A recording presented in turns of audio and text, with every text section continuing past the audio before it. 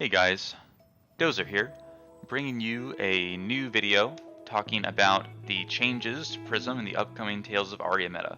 Pre-release is going to be this weekend, and I thought I'd share with you a bit about how my thoughts on the Prism build are evolving as we get accustomed to the new Tales of Aria meta. So far, I've done a lot of deck building with Lexi and Oldheim, and started to look into Briar, and it looks like Ice is going to be a very, very potent mechanic. And there are going to be a lot of things that we're going to have to play around if we want to continue playing Prism at a high competitive level. So, luckily, we can rest assured that the list is not going to be changing all that much.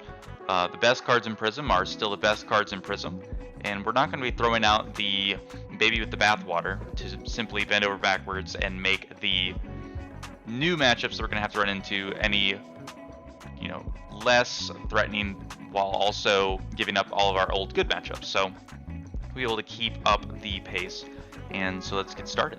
So obviously first we're going to be talking about Prism with Luminaris. I think Luminaris is still going to be by far the best choice for weapons. Iris of Reality simply does not do enough for us. Luminaris, in fact, lets us take advantage of a single Frostbite token by pitching a yellow to attack with our first Spectral Shield and getting to turn on our go again without using Soul. So Luminaris is still the best choice against the Ice meta. All the old matchups are going to be the same. Luckily, none of the new cards in Aria seem to be changing how any of the old classes play, although we will have to watch out for Guardian getting some new tools with the Terra Sunder card and such things. But for now, the biggest thing is going to be how do we adapt to the new matchups. And so Luminaris is still going to help us with Ice, and Lightning is just raw damage, and Earth is kind of a non-factor at the moment. So Luminaris is still the correct choice, in my opinion. Then we can talk about the equipment. So I think we still are going to stick with the same lineup that we were before. Footsteps, Vestige, Null Rune Gloves, Dreamweavers, and Halo. I think Halo is still the correct choice for Prism with the Vestige combo, just because you can set up these late game turns where you can really pop off, and having the ability to put something into Soul on demand, also being able to put a yellow into your pitch on demand by popping the Halo, even if you don't use the tome that turn, is a really powerful line. And going into the future with all the new Ice cards, we're definitely going to want to have explosive turns when we have access to them, rather than trying to go for value over time, because Ice is going to win out in that battle. At least that's my initial read on that situation. So we'll keep the equipments the same as we did for Tank Prism before. By the way, I think Tank Prism as an archetype is going to really struggle into Ice. I think the heavy defense reaction, heavy spectral shield protection, glisten build is going to struggle versus the new Ice characters. It's going to be very hard to protect all of those things and then still attack back, because especially if we're under Channel Lake Frigid, we're not going to be able to do the whole poke for one pass thing that we've been doing, and we'll miss out on a lot of value that way. So we're going to have to pivot to more of an aura-centric build, with a couple more aggressive Heralds. So let's get started on how that's going to shape out. So we're going to start out with 2 Energy Potion. Energy Potion is still going to be very powerful going into the new meta with Prism. It is a really easy way to activate our auras on a off turn, while also having the ability to help us set up our big tome turns.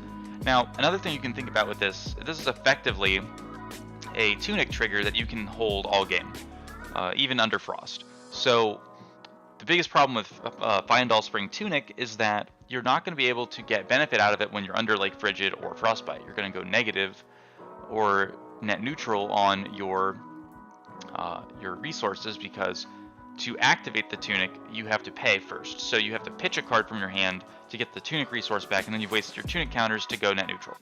I think Vestige Soul is therefore going to be much more useful in making up the resource deficit, while also making Energy Potion all that more impactful, because you can simply drop this on a turn that you are able to, and then have those resources for later like we have been. Still very, very powerful. So that's Energy Potion. We're still going to run 3 Phantasmaclasm. Phantasmaclasm is a fantastic card. At Hand Disruption, it makes all of our good matchups really good, and it's simply a very powerful attack that we are happy to run in the deck. And yes, it's red, but the flexibility it offers us is really important, and we can't be bending to the ice matchup alone, so we need to make sure that we are keeping our strong tools in the deck and figuring out ways to play them around the new matchup. So 3 Phantasmaclasm.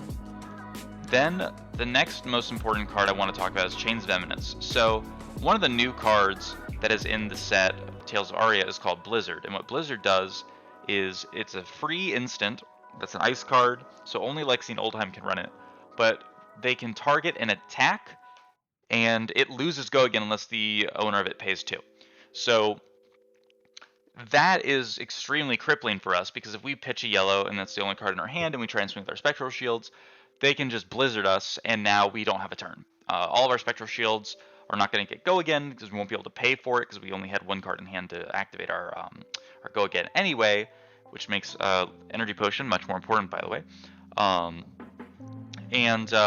So on a turn where you know that you don't want to pay or can't pay for the Blizzard, Chains of Eminence is going to be incredibly important to say, okay, I'm going to call Blizzard, I'm going to proceed with my turn like normal.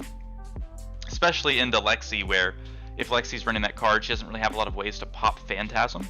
So you can threaten Erudition turns pretty effectively against her by preventing the Blizzard from getting value. Also, you can call Lightning Press against Lexi as well, because Lightning Press can be used on the defender's turn, and so if she buffs her arrow with Lightning Press while it's blocking, she will pop your Phantasm. So we don't really want that either, so that's another thing you might want to read depending on the Lexi build you think you're going up against. Chains of Eminence is therefore going to be a very important card, and it has the added benefit of when it pops, it does 1 Arcane from Merciful for each Merciful you control, because it is an aura, and Merciful doesn't care about which type of auras pop. It only cares about whether or not the card is light for the purposes of going into Soul. So this card just has a bit of extra synergy for us and helps us play around those really powerful silver bullet cards that we're going to have to worry about. You can also use it to stop Awakening if you think that your opponent is going to let some damage through. You can play this to call Awakening to prevent the Guardian from searching out a big card, or if he searches out a card and you're like, okay, he searches out Crippling Crush, I'm going to call Crippling Crush. And so now the only card in his hand with all the Seismic Surge tokens is going to go to waste, and you can slow down their offense. Chains of Eminence, therefore, I believe is going to be a key card for Prism in the new meta, especially versus the new Ice characters, and maybe even all of the Elemental characters in general. Up from there, we will go ahead and talk about 3 red Raging Onslaught. This card is still in here for Prism, but I think it'll also be useful versus Oldhim. We're not really going to be able to throw our Heralds at him, and I'm not sure that we'll be able to protect our Spectral Shields very well, so I'm thinking that Raging Onslaught Red is going to have the benefit of being not only good in Prism, but also good in the Guardian matchups where we need to go as tall as possible with as few cards as possible to get around Channel Lake Frigid, and this is the biggest card that we can run that has uses outside of 1 or 2 matchups. So Raging Onslaught Red, I think, still makes a spot in the deck. From there, we're going to cut down to only 3 red Prismatic Shields instead of the red and yellow Prismatic Shields. The reason for this is that in the matchups where it's strong, it's very strong, and we're happy to run it, but we're going to be upping our other aura counts, so we're going to need to be dropping something, and the yellow Prismatics were definitely very strong, and they perform very well for me in the Monarch meta, but in the new meta, I'm not convinced, rather, that these are going to be, well, that the yellows are going to be worth running. So for now, we're just going to run the reds and use them as a added benefit, but I don't think we'll be able to rely as heavily on Spectral Shields in this meta, so we'll have to pivot our strategy somewhat. The yellows might come back in over time, though. We'll see. Then I've also taken out a large number of the defense reactions, so we're down to only 3 Sink Below red.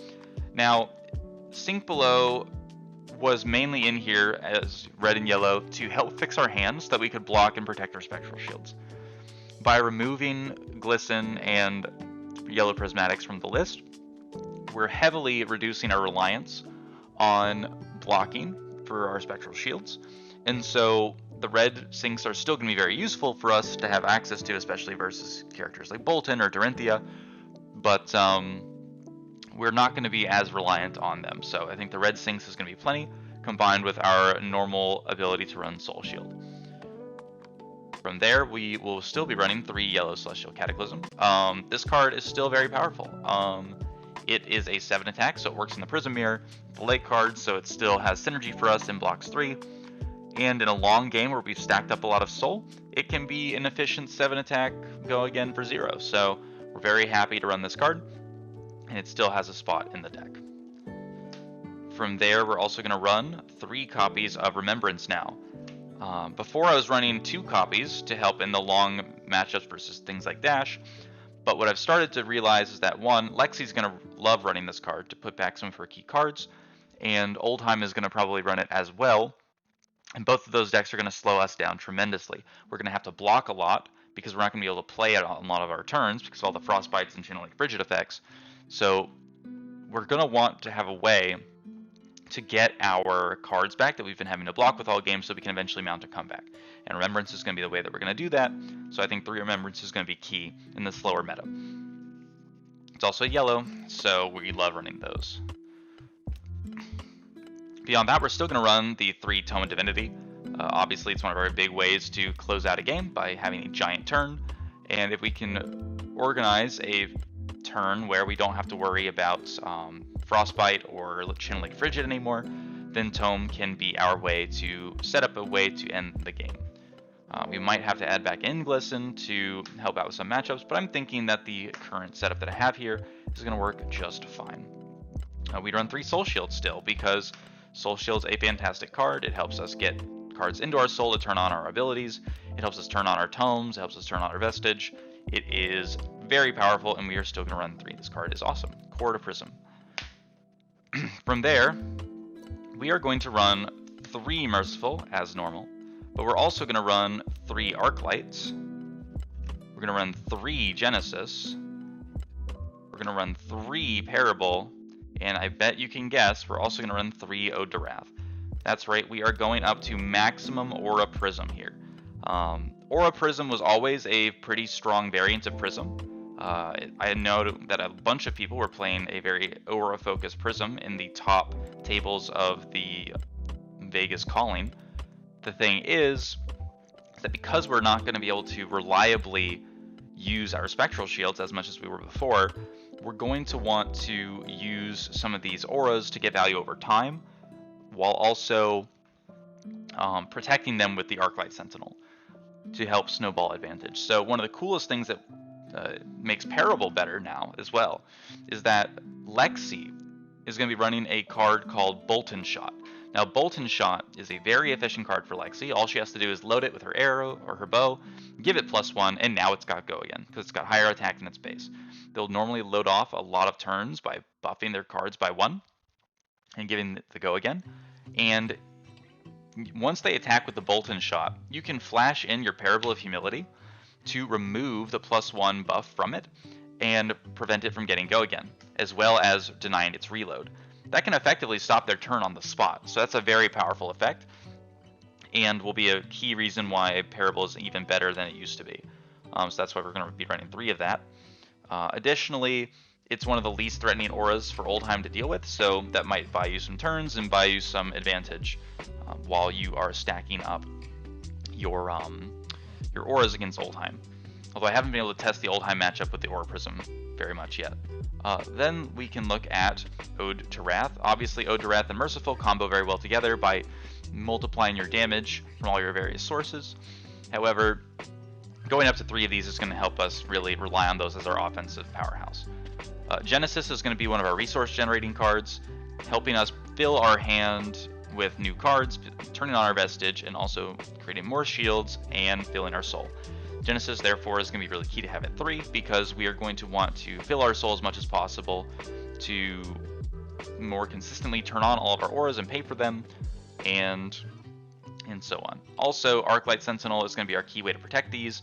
Lexi especially is going to be hard countered by Arclight because she always has to load her bow before she does anything. So if she tries to load her bow in response, we can Arclight Sentinel and effectively deny her entire turn. The only counter to this is Blink, but Blink is not necessarily going to be run in Lexi, except maybe as a side card. So we can make sure that we are playing around that as well. You know, you can call Blink with Chains of Eminence, and in general, it's going to be a very powerful effect to at least draw some of her fire away from our auras and block them with the Arclight Sentinel. Beyond that, 15 aura lineup, which feels good to run again, by the way. I've always been a fan of the Aura Prism playstyle, and the fact that we can start thinking about running it as the optimal strategy feels pretty good. We're going to be talking about the Heralds next. All of the cards in the deck besides Library is going to be our Heralds. But when I want to talk about Library for a second, I do want to talk about Library for a second. So Library is a very powerful card when you're up against a deck that doesn't run yellows. If you are up against a deck that runs yellows, it's more of a liability than anything. And Oldheim currently is looking to only be running blues and some reds. The ability for him to pay for his hammer with a single blue ice pitch, as well as being able to use his defense reaction for a single blue ice pitch and play out his turns as efficiently as possible. It's making sense that he's not going to run a lot of yellows, especially for the first bit. Now, Oldheim might pivot to run more yellows to help counter this card, but this card is still going to be very useful against Oldheim because he's going to have to discard to really make use of it, because he's not going to care about the draw as much. He's only going to attack one time per turn, and he's only going to be able to arsenal once per turn, so giving Oldheim an extra card doesn't matter as much as, say, giving Bravo an extra card, who could, say, you know, get access to Pummel a bit easier, or so on. So Library seems like it's going to be a very important card versus Oldheim, especially in the grind matchup. We shall see. I haven't gotten to test it too much yet, but in theory, it sounds like one of the big good inclusions we can make. And then beyond that, we'll talk about the Heralds. So we're still going to run the same suite of blue Heralds that we were running for tank. We're going to run Protection, Rebirth, Ravages, War Tune, and Triumph. All of these blues. They are still the best Heralds to run for blue. I'm still very much against running Tenacity because it's just a dead card a lot of the time. I would much rather have cards that are playable when the opportunity presents itself. So we're going to stick to these 5 Heralds for now. But we're also going to up our yellow count. So we're also going to run 3 yellow Herald of Protection, along with our 3 yellow War Tune that we were already running. And we're going to be running Erudition, obviously.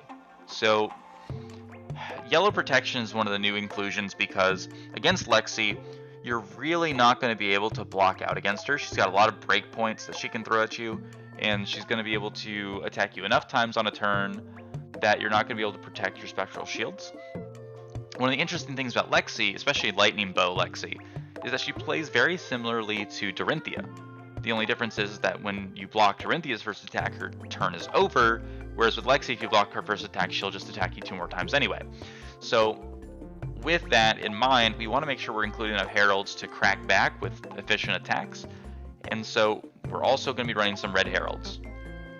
So we're going to run 3 red Protection and 3 red War Tune as the only red Heralds we run. We need to make sure we're keeping enough pitch going to make sure that we can play our auras, that we can play all of our cards. But red War Tune is one of the most efficient cards that Prism has access to. It's a 1 for 7, which is crazy. And red Protection is again 7 for 2 and makes a spectral shield. So it's the most value by far for any single Herald. And its ability to threaten blocks is going to be very important, especially as a go tall attack. Even if the go again is stolen from this by Blizzard or something like that, we're still going to be able to swing for 7 as a large attack that can give us a heal and a potential follow-up damage. And that's the current list. I think the tweaks made to it by simply removing some of the defensive cards and putting in some more aggressive cards with things like the War Tune Heralds, reds, the Herald Protection yellows and reds, adding in the Chains of Eminence to counter very specific cards, adding in extra copies of our auras. So if we had a look at the cards that have changed in the list, we can do this.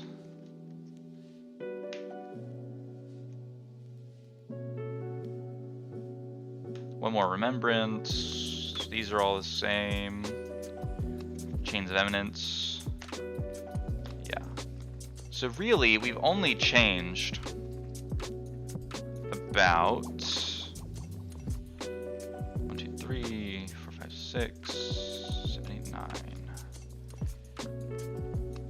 these are the cards we've changed. We've put in 3 red War Tune, 3 red protection, 3 yellow protection. We've put in 3 Chains of Eminence, 1 more copy of all of our Spectras except for Parable, of which we have 2 more. We have 1 more Remembrance, and we now have a library for some of that anti-Oldhim hate, as well as the fact that most characters are going to be running a lot of blues to try and fight through Frostbite. Even though they already were running mostly reds and blues, it's going to further incentivize them to run blues. So I think very few characters are going to be able to fit yellows into their deck, and so library seems to be positioned to be working very well for us. And so with a change of 9, 12, 13, 14, 15, 16, 17, 18, 19 cards, we're changing the list pretty substantially. I mean, that's almost a quarter of the deck that's different, but I do think that pivoting away from those defensive cards, while allowing for more of our own synergy to build up and allowing for more going tall, is going to work out for us in the new meta. Well, let me know what you think. I think this list is going to be positioned to be very strong, and I'm hoping to get some more testing in as we see the new meta develop. So as always, thank you for watching, and I will see you in the next video.